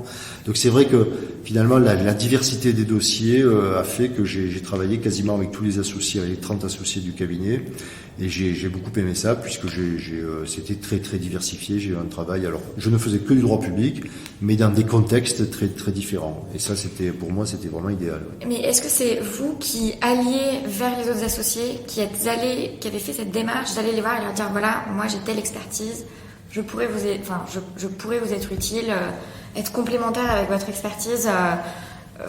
Qui est allé vers eux, ou est-ce que vous avez eu l'impression, je vous pose cette question parce que vous étiez le premier publiciste, donc un peu un fondateur de cette pratique au sein de Linklaters, ou est-ce que c'est une dynamique qui a été assez bien finalement absorbée par le cabinet? Vous voyez ce que je veux dire? Oui. Écoutez, non, je ne veux pas vous dire qu'on est bien accueilli quand on arrive comme associé extérieur dans ce type de cabinet, parce que la vérité, c'est qu'avant, tout le monde faisait un peu de droit public, puisqu'il n'y avait pas de publiciste. Donc tout le monde en faisait un peu. Donc il y avait X qui faisait du droit à l'environnement, il y avait Y qui faisait des aides d'État, il y avait Z qui faisait les relations financières avec l'État, il y avait W qui faisait je sais plus quoi. Donc le droit public était un peu réparti dans des petites niches, chacun avec son début de spécialité. Il y avait un qui faisait des investissements étrangers. Bon, donc c'était réparti entre tout le monde. Et quand je suis arrivé, mais globalement au niveau du management, ils sentaient que c'était pas satisfaisant et qu'ils perdaient des dossiers parce qu'ils n'avaient pas des associés, un associé publiciste. Donc c'est parce qu'ils ont perdu des dossiers significatifs, et d'ailleurs contre moi, ils m'avaient repéré puisqu'ils avaient perdu un dossier contre moi. C'est ça qui m'avait un chemin de fer Perpignan-Figueras, une concession ferroviaire. Et c'est pour ça qu'ils m'avaient repéré. Et donc, en venant ici, quelque part, j'ai repris le droit public, qui était un peu dispatché, réparti entre tout le monde. Et donc, naturellement, il y a eu des résistances. Honnêtement, autant le management, certaines personnes du management voulaient m'intégrer, autant les associés n'étaient pas forcément très très contents que je reprenne un peu de droit environnement. Et donc, ça a créé plutôt alors pas des tensions parce que je le savais. Là, c'est là que le QE joue, et le coefficient émotionnel joue énormément. Donc il faut comprendre ça, il faut composer avec ces personnes-là, et donc là il y a un vrai travail à faire. Donc je suis allé les voir, c'est pas eux qui sont venus me voir, c'est je suis allé les voir. Et d'ailleurs, mon business case, c'est le document que l'on présente pour expliquer que son business va rapporter de l'argent au cabinet. L'idée dans un cabinet comme le nôtre, c'est que quand on associe quelqu'un, naturellement, il doit rapporter de l'argent à tout le monde, parce que sinon on l'associe pas. Donc c'est un peu vrai dans tous les cabinets. Donc l'idée de mon business case, c'était comment le droit public peut vous aider. Alors c'était en anglais, mais la phrase c'était celle-là. Donc le sujet c'était bien de dire, moi je viens là pour vous aider, je viens là pour vous rapporter plus de dossiers. Et donc avec chacun des associés, j'ai fait des newsletters, j'ai fait des conférences, toujours en duo, en disant tiens, je suis pas sûr, alors je vais pas citer des cas précis, mais sur tel ou tel sujet, sur les énergies renouvelables, si tu connais bien le droit public, tu auras beaucoup plus de dossiers. Effectivement, le gars qui faisait des énergies renouvelables, il a eu beaucoup plus de succès avec moi que sans moi. Pareil sur les privatisations, tu auras plus de succès en tant qu'avocat corporate de fusion-acquisition si tu es accompagné par le publiciste. Effectivement, il a décroché des privatisations alors qu'avant, il ne décrochait pas des privatisations, etc. etc. Donc, vous avez vraiment travaillé cette avec et pas contre pour vous intégrer. Alors, contre, ça marche pas dans ce type de cabinet. Les guerres, ça marche pas. Ça peut être qu'avec, et ça peut être que en quoi je peux te rapporter. Vous savez, les Anglais ont cette belle phrase, je pense qu'elle est essentielle pour comprendre les organisations, c'est « What's in it for me ?» Qu'est-ce qu'il y a là-dedans pour moi? Donc finalement, il faut partir du principe, c'est pas une règle de vie, mais il faut partir du principe que l'autre peut être très égoïste, et que si vous lui faites perdre du temps, mais finalement c'est pour qu'il en gagne plus, que ça lui rapporte. Si ça lui rapporte rien, il va pas adhérer. Si vous proposez à quelqu'un un projet, je sais pas, par exemple, on va faire du pro bono au cabinet. Ah bon, si ça te rapporte rien de faire du pro bono au cabinet, les avocats, ils vont pas faire de pro bono, c'est très clair. Donc ils font du pro bono parce que ça leur apporte quelque chose fondamentalement. On peut leur imposer une fois, mais pas 2 fois, pas 3 fois. Ils font du pro bono, donc ils font quelques heures supplémentaires en pro bono parce que ça leur permet de rencontrer des personnes, qui leur permet de se raccrocher à pas à ce mythe, mais à cette tradition de l'avocat défenseur de la veuve et de l'orphelin. Ça peut être ça. Je fais de la fiscalité internationale dans un cabinet. Je suis un peu frustré parce que je suis très loin des préoccupations sociales et politiques de l'avocat. Le pro bono permet de me raccrocher à cet aspect-là de la profession d'avocat. Donc il y a beaucoup d'avocats d'affaires qui font du pro bono pour ces raisons-là, et c'est une très belle raison pour faire du pro bono. Donc il faut chercher qu'est-ce que ça apporte à chacun. Et donc moi, le droit public, je leur ai dit qu'est-ce que ça t'apporte le droit public, qu'est-ce que ça va vous apporter de plus. Et j'ai vraiment fait un travail de VRP vis-à-vis de chacun de mes associés pour ça, parce qu'on n'impose jamais rien à des associés dans un cabinet. Tout ça, c'est il faut. On n'impose jamais rien à personne. Le management ne parvient jamais à imposer quoi que ce soit. La seule chose qu'on peut imposer, c'est certaines règles de politiquement correct, certaines règles sur les conflits d'intérêts, certaines règles d'éthique. Mais sinon, on n'impose rien. Donc, on fait pas travailler les gens avec un bâton. On les fait travailler avec l'envie, avec le plaisir. Et donc moi, c'est ça qui a fait que j'ai beaucoup aimé aussi mon métier, c'est que finalement, on est obligé de vendre ce qu'on fait d'abord en interne avant de le vendre aux clients. Et après, quand on voit des gens acheter sa production, mais c'est quelque part, ça fait plaisir, quoi. C'est ce que j'ai aimé ici. Le retour de cette discussion est passionnante. Vous avez été donc managing partner, et ça a été l'occasion pour vous d'exercer vos envies, votre ligne intellectuelle et de mettre en œuvre des projets qui vous tenaient à cœur en termes de diversité, en termes de mixité, d'égalité homme-femme, etc., etc. Est-ce que vous pouvez nous parler de cette expérience en tant que managing partner en tant que managing partner.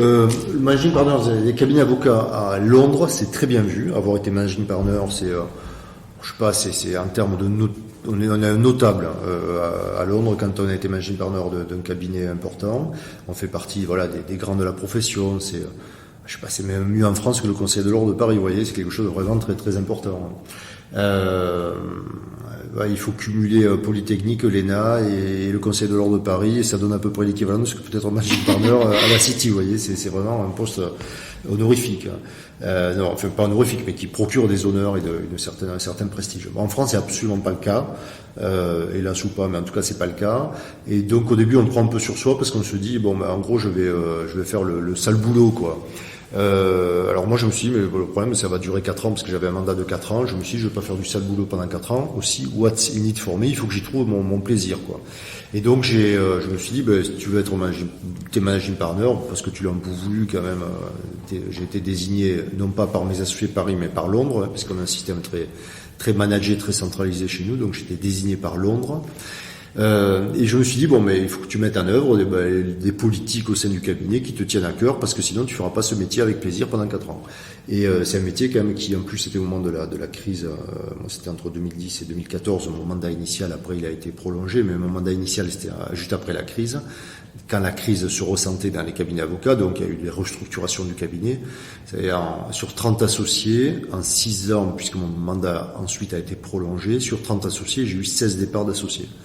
Et renouvellement. Donc ça a été vraiment alors départ volontaire ou pas, ça dépend des cas, mais en tout cas il y a eu un renouvellement considérable.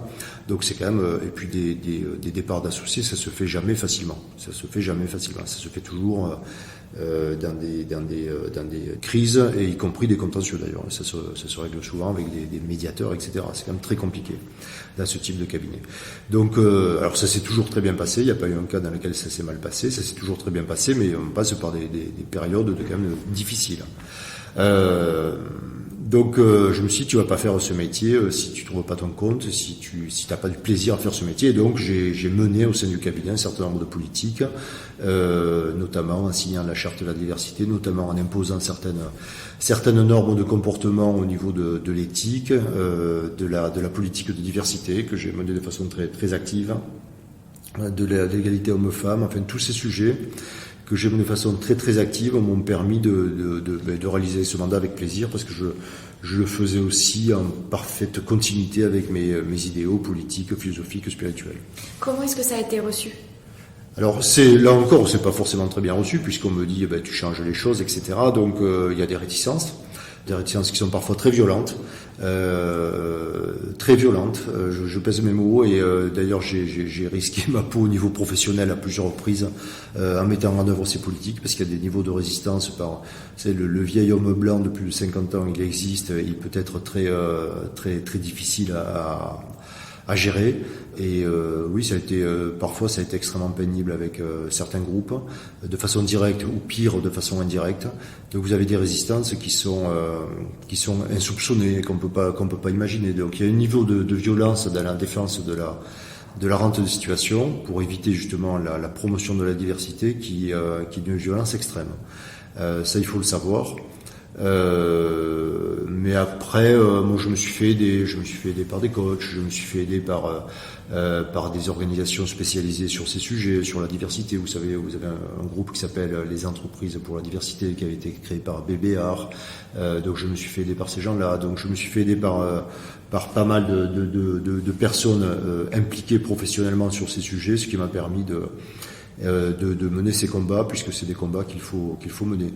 Donc, qu'est-ce que vous avez mis en place concrètement ? Le premier acte que j'ai réalisé, c'était de signer la charte de la diversité. Et là, j'avais un argument massue qui était de dire, écoutez, la plupart des entreprises de vos clients l'ont signé.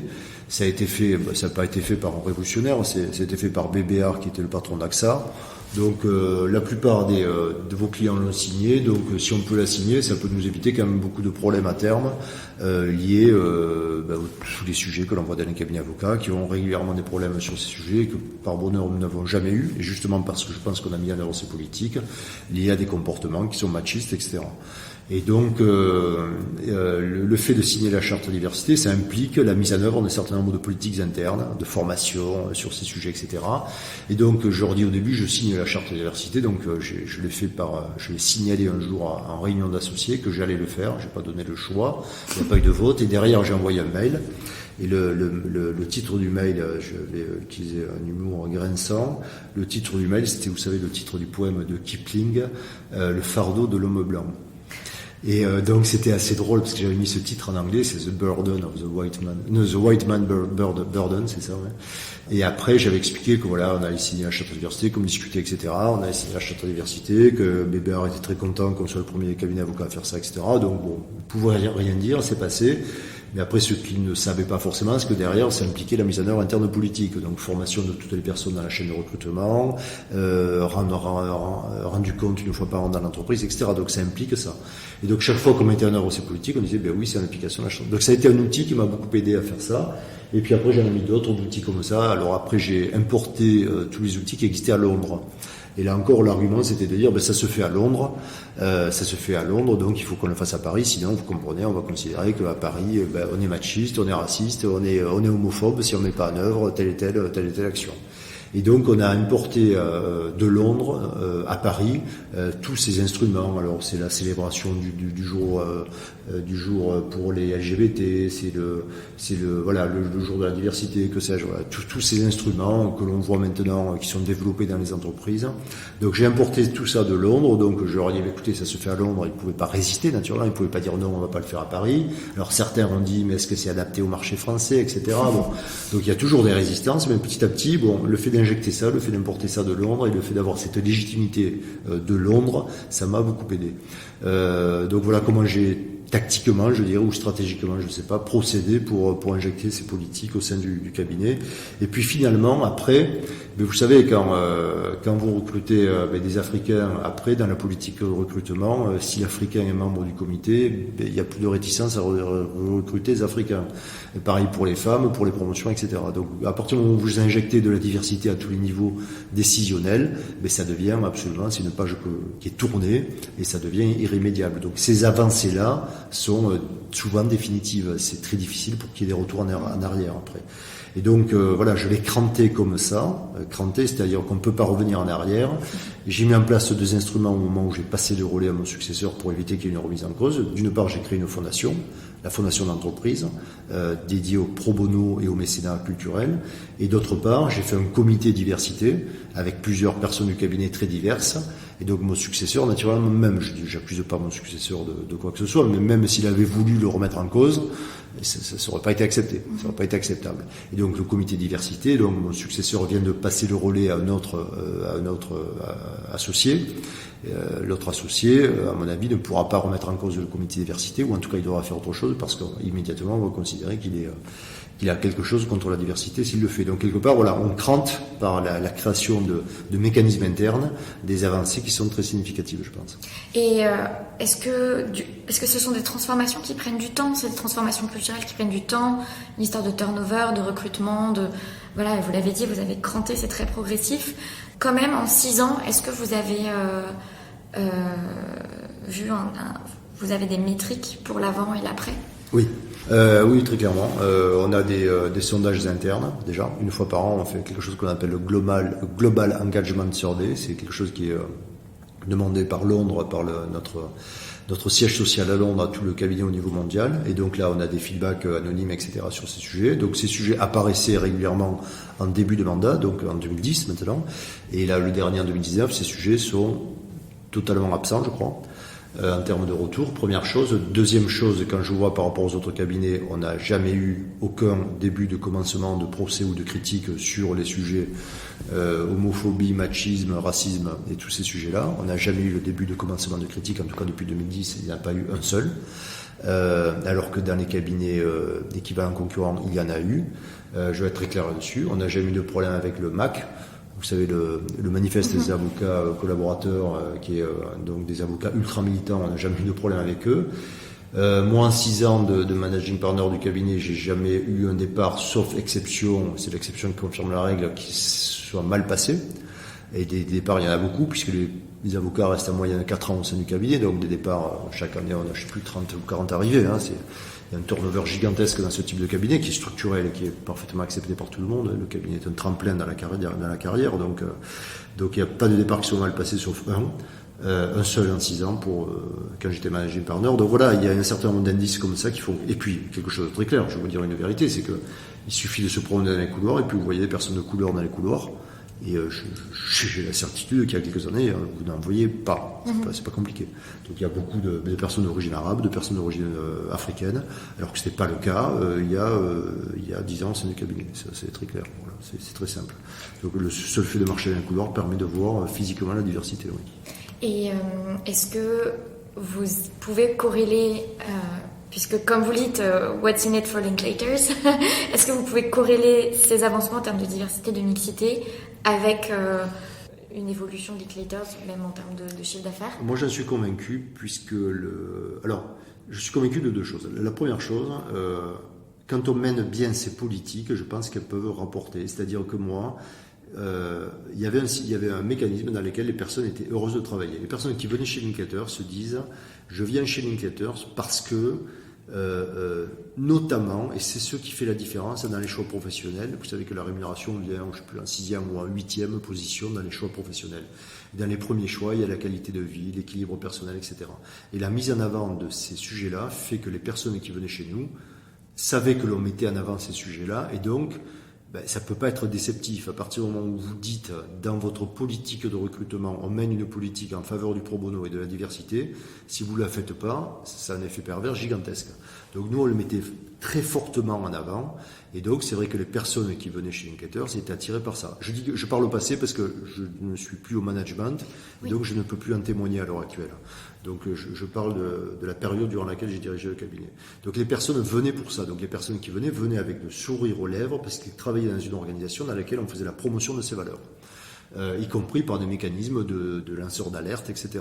C'était une politique qui était vraiment mise en œuvre de façon systématique et forte. Bon, donc les personnes qui viennent travailler dans cette organisation le font avec ce plaisir-là. Donc déjà, ça crée une homogénéité culturelle positive. Ensuite, les personnes sont toujours prêtes à faire 1 heure de plus, et 1 heure de plus dans le bonheur, donner 1 heure de plus au cabinet dès lors qu'ils le font avec ce plaisir, dès lors qu'ils le font dans ses objectifs. L'extra hour, l'heure de plus, elle se fait parce qu'on croit à ce qu'on fait. Si on ne croit pas à ce qu'on fait, si on est cynique, on gratte un peu, on fait 1 heure de moins, on fait 1 minute de moins, mais on ne fait jamais 1 heure de plus. Donc on est vraiment engagé, on a des avocats vraiment engagés que s'ils y croient. Et donc oui, il y a une corrélation. Les chiffres, le meilleur chiffre d'affaires, le meilleur profit par associé, tous les chiffres ont battu des records durant cette période. Ça, c'est très clair. Mais en revanche, je veux aussi dire une chose, c'est qu'il y a des organisations cyniques qui fonctionnent aussi.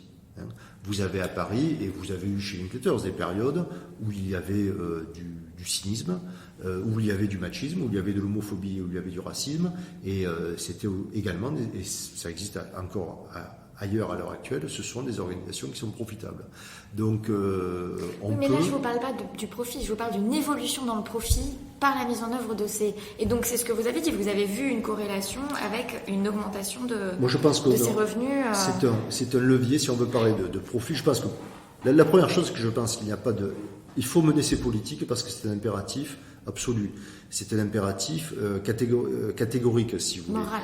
C'est un impératif moral. Il ne faut pas les mener parce que c'est pas relatif. Il ne faut pas les mener parce que ça rapporte. Mais si on veut passer, parfois, il faut passer par ce raisonnement de relatif et de lien avec le profit pour convaincre les réticents. Oui, de manière stratégique. Et donc, pour convaincre les réticents, il faut passer par cet argument-là.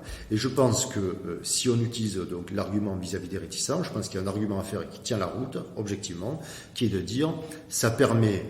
À partir du moment où vous avez une population et des avocats qui viennent dans ce cabinet, des associés qui viennent dans ce cabinet, sachant que la politique est celle-là, ils seront plus engagés. Et à partir du moment où ils sont plus engagés, ils sont prêts à faire un peu plus. Ça, je pense que c'est objectivement vrai. Donc, c'est un moyen. Ça peut être, si on veut parler de façon cynique, ça peut être un moyen, un levier pour RH, pour mieux engager et mieux faire travailler ensemble les personnes. Voilà, dans l'entreprise. Et dans cette même lignée, vous vous êtes engagé pour une meilleure formation des avocats en management. Vous êtes intervenu en introduction du MOOC du barreau de Paris en management et moi dans des conférences je vous avais entendu en parler. Vous, comment est-ce que vous avez été sensibilisé à ces questions-là? C'est fou, mais j'ai l'impression que c'est un discours qui n'est pas forcément courant en fait dans la profession. Cette sensibilité-là à la stratégie ressources humaines en fait. Alors, sur les ressources humaines, marketing, enfin tous les leviers du management. Ouais. Dans les cabinets avocats, on nous dit souvent deux choses. On nous dit que c'est très simple, que le bon sens suffit, ou on nous dit également qu'il y a des personnes qui sont douées pour ça et des personnes qui ne sont pas douées pour ça. Qu'il y a des personnes qui font ça naturellement bien, il y a des leaders charismatiques et puis il y a les autres. Voilà. Il suffit d'élire un leader charismatique et avec son bon sens, il va être un bon manager. Moi, c'est sûrement le fait que j'ai été chez PricewaterhouseCoopers, qui est quand même une entreprise de conseil aux entreprises, et puis à la Banque mondiale aussi, où j'ai suivi pas mal de formations sur le sujet. Non, je pense qu'au contraire, je pense que n'importe qui peut faire du management, et que le management, ça s'apprend. Hein. Et je préfère quelqu'un qui a des formations, qui est a priori un mauvais manager bien formé, que celui qui est a priori un bon manager qui n'a pas de formation. Donc ça, je pense que le management, ça s'apprend. Je pense que on ne peut pas être guidé uniquement par le profit non plus. Et donc les résultats financiers ne doivent pas être les seuls indicateurs du succès. Et donc j'ai été sensibilisé, je dirais, parce que sûrement j'ai travaillé chez PricewaterhouseCoopers.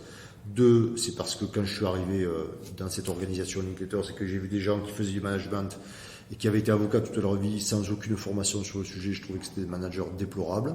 Et j'ai vécu des managers déplorables chez Linklater. C'est incroyable de voir à quel point on a des managers déplorables dans les cabinets avocats.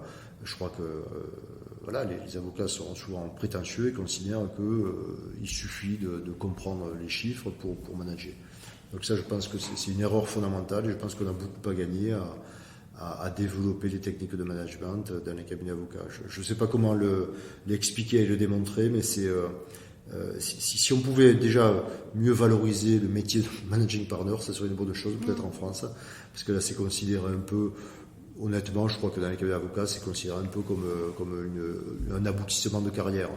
On nomme le managing partner une personne relativement âgée, plutôt en fin de carrière, et c'est un peu son bâton de maréchal et on le sécurise pendant 4 ans, on le nomme managing partner pendant 4 ans. Voilà. Moi, j'ai eu la chance d'être nommé managing partner très jeune, et donc je n'avais pas ce risque-là. Mais je pense qu'on aurait intérêt à nommer des managing partners plus jeunes et formés. Et je dis ça, mais dans mon cabinet, on est les premiers à ne pas le faire. Comment vous êtes formé justement? Alors, formation classique, c'est-à-dire il y a du coaching pour ça. Moi, j'ai pris du coach, donc il y a des coachs en dirigeant, des coachs spécialisés sur les dirigeants, et j'ai demandé à des coachs spécialisés sur les dirigeants de me coacher. Donc moi je sais pas, ça a duré très longtemps, ça a dû durer, j'avais 2 coachs en fait. J'avais un coach pour gérer le monde anglo-saxon. Donc c'était un coach en fait vous savez, c'est le bon niveau de langage en anglais. Alors avec les Américains, on n'a pas ces problèmes-là, mais on a ce problème culturel avec les Anglais, c'est l'euphémisme anglo-saxon, c'est l'euphémisme anglais. Donc quand vous vous énervez dans une réunion, quand vous voulez faire un mail pour dire que vous n'êtes pas d'accord, vous ne dites pas « I don't agree », parce que si vous dites « I don't agree », ça veut dire en français, l'équivalent français, c'est, je sais pas, c'est quasiment une insulte, quoi. Ça ne veut pas dire « je ne suis pas d'accord », ça veut dire « I don't agree », ça veut dire mais j'en ai rien à foutre de ce que tu dis, presque à l'écrit. Moi, si j'écris ça à un associé, c'est très violent, quoi. D'ailleurs, la dernière fois que j'ai écrit ça avec un associé par maladresse, parce que j'ai encore une fois mal traduit le français, j'ai eu une réponse cinglante de sa part, quoi. Ça ne se dit pas. Alors il faut dire I'm afraid, vous voyez, c'est les euphémismes anglo-saxons. Donc j'ai eu un coach pour gérer le management en anglais, je dirais, et donc quasiment une fois par semaine, 1 heure par semaine. Pour décoder ça, et puis moi, c'est trouver le bon niveau de langage. Donc je mettais de côté dans un classeur tous les problèmes que j'avais, puis je le traitais avec ce coach-là. Donc ça, c'était un peu particulier au monde anglais. Et après, j'avais un coach en management à Paris, là, sur les Champs-Élysées. Il y a des coachs en management qui sont très bien, management et communication, qui aident sur les sujets de management, tout simplement. Vous savez, c'est la fameuse question, le what's in it for me, c'est-à-dire, est-ce que je passe pas trop de temps en management? Est-ce que je devrais passer plus de temps égoïste à traiter mes dossiers, puisqu'à la fin de mon mandat de managing partner, je vais me retrouver peut-être sans dossier, sans client. Donc, est-ce que je prends un risque et comment je gère ça? Et ça, je pense que l'avoir travaillé avec un coach, ça m'a beaucoup aidé, y compris après, quand j'ai, comme on dit en anglais, step down, c'est-à-dire quand je suis redevenu associé normal, entre guillemets, ça m'a beaucoup aidé à gérer la transition aussi. Donc ça, c'est des problématiques que l'on se pose tout le temps. Comment ne pas utiliser le poste de managing partner dans son intérêt personnel? Ça, c'est un problème qui n'est jamais dit dans les cabinets d'avocats, mais pourtant qui est systématique. Le managing partner profite de sa position pour capter des dossiers. Bon, voilà. Et c'est quelque chose qui est très malsain. Donc le managing partner ne doit pas être par définition celui qui a le plus de succès, celui qui a le meilleur chiffre. Si le managing partner est celui qui a le meilleur chiffre, c'est qu'il y a un problème, c'est qu'il aide pas les autres associés, vous voyez. C'est des choses simples comme ça que j'ai apprises avec un coach, des formules, y compris dans la mise en œuvre, puisqu'on peut être convaincu de certaines formules et après ne pas les mettre en œuvre. Et là, je me forçais à le voir tous les 15 jours, lui, 2 heures tous les 15 jours, c'est énorme, là. Pendant 3 ans, je crois, ça a duré, pour qu'il m'aide à mettre en œuvre effectivement ces principes de bonne gestion, sans que je me mette en risque personnellement. Voilà. Donc ça, je l'ai. Et c'est mieux d'avoir ces discussions avec quelqu'un d'extérieur que des personnes à l'intérieur, parce qu'il y a toujours des conflits d'intérêts, naturellement. Donc là, il n'y a pas de conflit d'intérêts. Et comment vous avez vécu la transition, le retour à un profil d'associé normal? Alors, objectivement, très bien, parce que c'était préparé pour le coup. Et alors là, ça a été fait de façon absolument naturelle. Vous savez, c'est comme quand on rentre dans l'eau après une journée de plage où il fait chaud et on a plaisir à rentrer dans l'eau. Là, ça a été pareil. Ça s'est fait de façon absolument naturelle. Et j'ai retrouvé d'ailleurs du jour au lendemain, à l'issue de la première année, j'ai facturé 80% de mon temps, c'est-à-dire 8 heures par jour, ce qui est énorme dans ce type de cabinet, puisque vu le taux horaire, c'est absolument énorme. Et dès la première année, je suis passé à 80% de mon temps de facturation, donc c'est absolument énorme. Donc ça s'est fait de façon très très naturelle et ça s'est fait dans les meilleures conditions pour le coup. Et j'ai aussi appliqué une règle que je m'étais fixée, c'est de ne plus du tout me mêler de management. Vous savez, l'ancien managing partner qui critique le nouveau. Donc ça, j'ai absolument évité ça et je ne me suis jamais prononcé. Je me suis détaché de tout poste de responsabilité au niveau du management. Ouais. Et maintenant, puisque vous êtes un homme de challenge, quels sont vos prochains challenges? Ou quels sont vos challenges actuels d'ailleurs, hein? Mais ça, je vous propose de m'en reparler dans quelques temps, puisque non, j'ai des challenges, mais vous savez, dans ce métier, c'est très compliqué. On peut pas expliquer tout ce qu'on fait, tout ce qu'on va faire dans l'avenir. On est dans un métier très concurrentiel, donc je peux parler de ce que j'ai fait, je peux parler de ce que je fais, mais de ce que je ferai, par définition, je peux pas en parler. Donc je vous invite alors à me donner rendez-vous dans quelques. Le rendez-vous est pris. Dans 6 mois ou dans 1 an pour en reparler. Avant de terminer cet entretien, j'ai 3 petites questions, mais j'ai quand même une question transversale, c'est que... En tout cas, pardon, je vous interromps, excusez-moi, mais en tout cas, oui, il y a des challenges. Il y a des challenges pour le moins aussi importants que ceux que j'ai fait dans le passé, qui sont à venir. Ça, c'est sûr, voilà. Je ferme la parenthèse.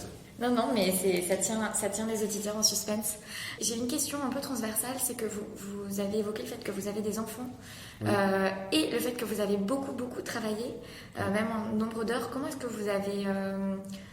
vous êtes organisé en tant que père de famille, en fait, tout simplement? Oui, effectivement, j'ai 3 enfants qui ont entre 16 et 24 ans actuellement. J'ai eu la chance de faire un métier dans lequel, à la différence de ce que je faisais à la Banque mondiale, un métier dans lequel je ne voyage pas.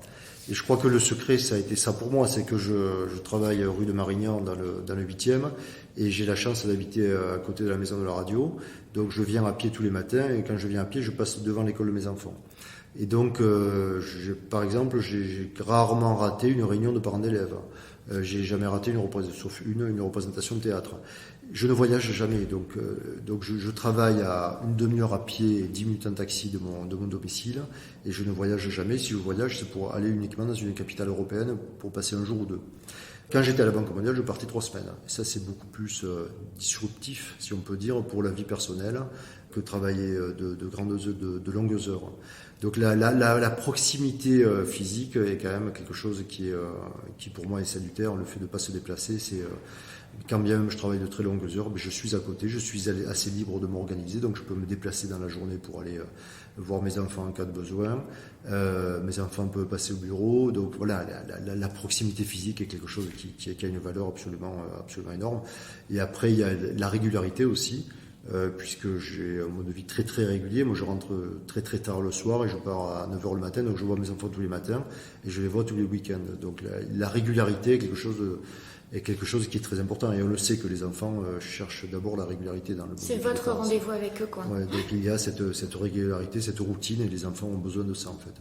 Et c'est vrai que cette routine est très très établie, parce que j'ai la chance de faire un métier, oui, avec beaucoup d'heures, mais finalement peu d'aléas à l'intérieur de ces heures de travail. À l'extérieur, il y a peu d'aléas. Il n'y a jamais de coup d'éclat véritablement très important les week-ends dans nos professions. C'est rare quand je suis appelé d'urgence au week-end. Ça arrive une fois par an peut-être, vous voyez. Donc quand bien même je travaille tous les samedis, je travaille tous les samedis après-midi. Bon, le samedi après-midi, je suis au bureau, mais j'irai faire du golf, ça serait la même chose, vous voyez. Et mes petites questions de fin, c'est une source d'inspiration actuelle. Une source d'inspiration, c'est-à-dire littéraire. Alors, celle que vous choisissez. Une source d'inspiration. Écoutez, moi, celle que j'ai choisie, c'est d'un point de vue professionnel. Après, il y a d'autres sources d'inspiration, mais je vais d'un point de vue professionnel et personnel. D'un point de vue professionnel, je recommande un livre sur la gestion des cabinets avocats qui s'appelle de David Meisler, s'écrit Maisler, qui s'appelle True Professionalism. Voilà, et ça c'est le vrai professionnel, et ça c'est un guide qui m'a facilité la vie, puisque ce sont des règles américaines de gestion des cabinets avocats et de gestion même de sa vie d'avocat qui sont à la fois vertueuses et efficaces. Donc ça m'aide beaucoup, et c'est mon livre de chevet professionnel. Et l'inspiration personnelle, écoutez, moi j'aime beaucoup la poésie, donc l'inspiration personnelle pour moi c'est Verlaine. Voilà. Une joie, votre dernière joie. La dernière joie, ça a été de faire le trajet ce matin de chez moi, de la maison de la radio aux rue de Marignan, puisque c'est un immense bonheur, puisque je fais ce trajet depuis 15 ans, et j'ai écrit un petit essai de 10 pages sur le sujet, où je décris ce que je vois le matin, et je suis entouré de merveilles, puisque je travaille, je passe devant la Tour Eiffel, je passe devant le Trocadéro, je passe devant tous ces monuments superbes, très inspirants, dans lesquels beaucoup d'artistes ont travaillé, beaucoup d'artistes ont écrit, beaucoup d'artistes ont exposé, ont pris la parole, et donc j'ai écrit un petit essai qui raconte tout ce qui s'est passé et tout ce que je vois dans ce trajet. Donc ma dernière joie, et voilà, c'est quand j'ai vu le bas-relief de Bourdelle sur le théâtre des Champs-Élysées, où on voit le danseur Nijinsky avec Isadora Duncan. Voilà ma dernière joie. Qu'est-ce que vous portez sous votre robe ? Écoutez, habituellement je suis habillé en costume, et donc j'avoue que j'ai l'uniforme le plus banal qui existe. Vous savez, c'est quand dans 9 secondes et demie, quand il ouvre son placard, il a 15 costumes qui sont exactement les mêmes, et donc moi c'est un peu la même chose. Merci beaucoup Paul Lignard pour votre témoignage. Si vous aimez le podcast, laissez-moi un commentaire et une bonne note sur iTunes ou l'application podcast que vous utilisez pour contribuer à sa visibilité et tout simplement me faire plaisir. Je laisse aussi l'email de Paul Lignard en note de l'épisode pour que vous puissiez lui envoyer des mots doux si vous le souhaitez. Merci pour votre écoute et à la semaine prochaine.